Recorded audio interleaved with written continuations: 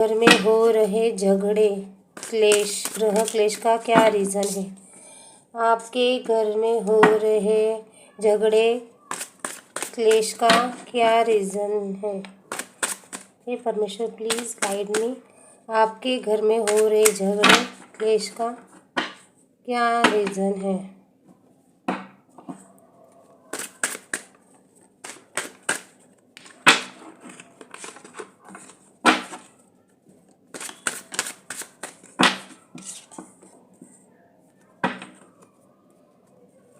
आपके घर में हो रहे क्या रीज़न है?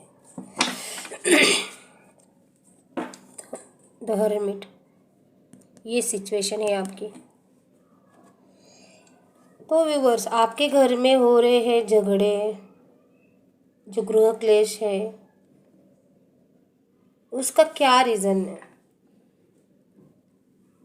चलिए देखते हैं।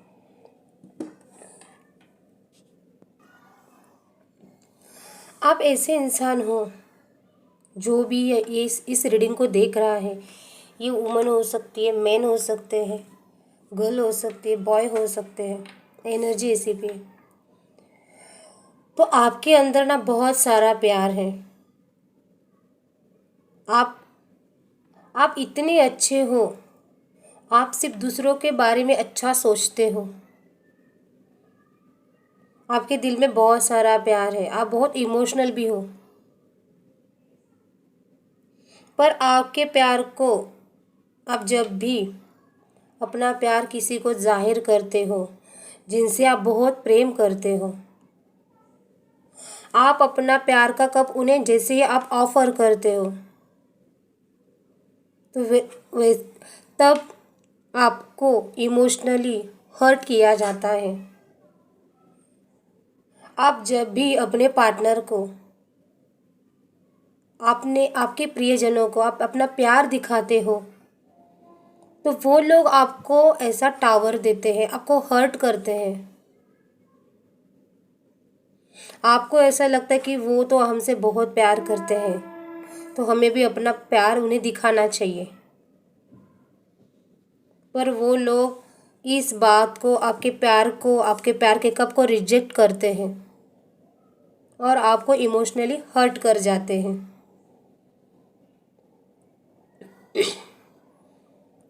तो यही टावर का रीज़न हो सकता है, यही झगड़े का रीज़न हो सकता है।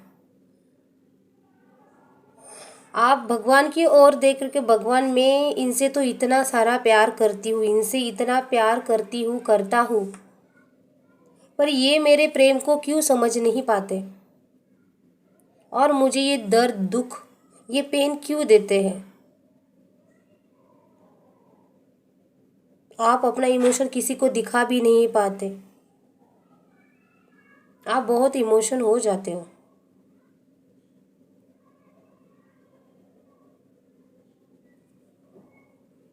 लेकिन आप अपना प्यार अपने पार्टनर को, अपने फैमिली को दिखाने में कोई कंजूसी नहीं करते हो, क्योंकि आपके अंदर बहुत सारा प्यार है। ये आपकी अच्छाई है, लेकिन ये आपकी अच्छाई के सामने वाले समझ नहीं पाते हैं।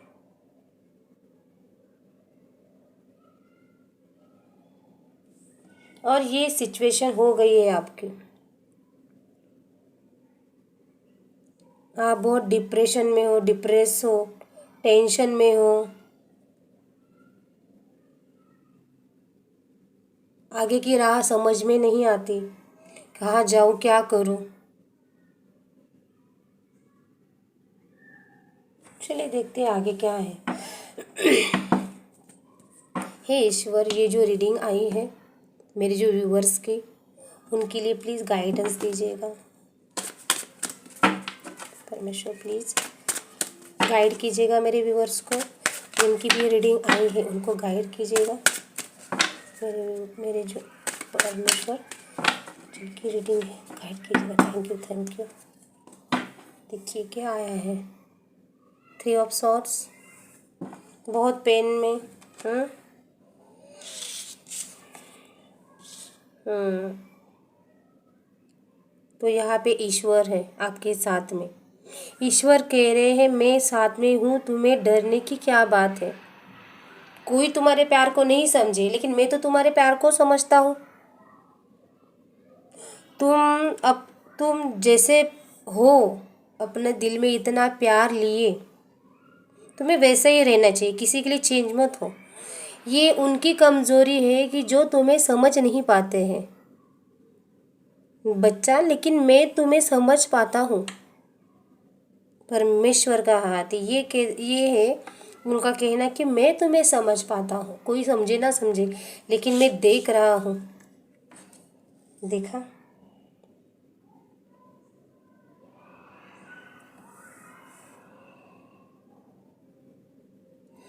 तो परमेश्वर कह रहे हैं आप जितना दूसरों के लिए करते हो, आप तो मेरे प्रिय बच्चे हो, क्या आप खुद के लिए कुछ करते हो।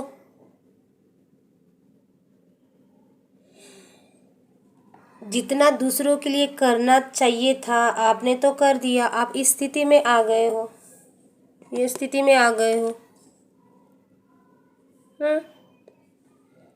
क्या खुद पे भी आप फोकस करते हो। ये हालत हो गई है कर कर के, दूर भी जाना चाहते हो, टेंशन से दूर जाना चाहते हो, परिवार से दूर जाना चाहते हो।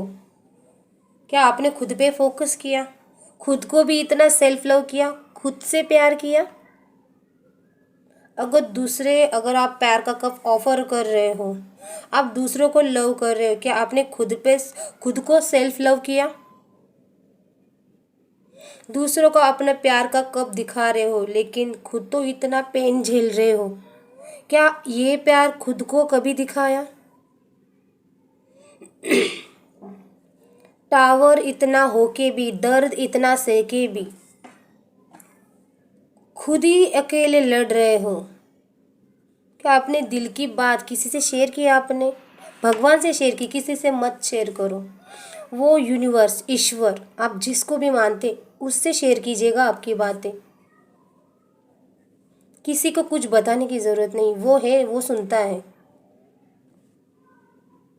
लेकिन सबसे बड़ी जिम्मेदारी होती है, हमें अपनी फैमिली की तो टेक केयर करनी होती है, लेकिन साथ में हमें खुद के भी टेक केयर करनी होती है, जो कि हम भूल जाते हैं। हम खुद के लिए कुछ नहीं करते, इसीलिए पेन मिलता है। वो लोग भी हमें सिखाते हैं खुद को भी सेल्फ लव कीजिए, खुद से भी प्यार कीजिए। हमसे तो कीजिएगा, लेकिन पहले खुद को तो देखो, खुद से प्यार करो, खुद के लव में आओ।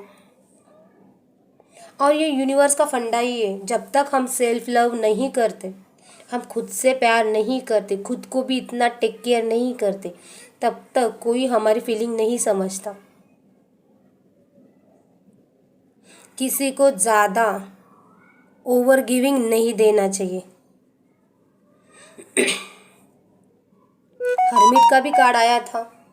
आपको दूसरों को बताने की ज़रूरत नहीं है, आप खुद से सेल्फ लव कीजिए।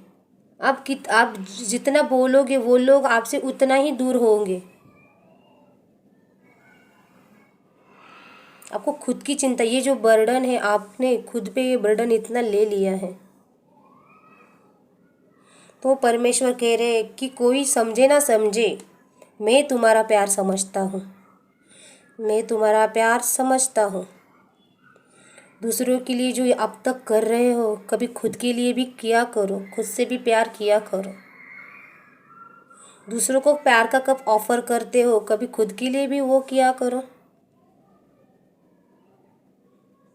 इतने जो तुम्हें हर्ट कर रहे, तो उनसे थोड़ा इमोशनल डिस्टेंस रखो। देखते हैं, ये ईश्वर का डेक है, यूनिवर्स का डेक। यहाँ से क्या आता है, भगवान का डेक लेते हैं। हे परमेश्वर, प्लीज़ मेरी जो रीडिंग आई है उनके लिए प्लीज़ मैसेज दीजिएगा परमेश्वर। ये प्लीज़ परमेश्वर मैसेज दीजिएगा। ओह, इतने सारे सब मेजर अरकाना के हैं। एक मिनट।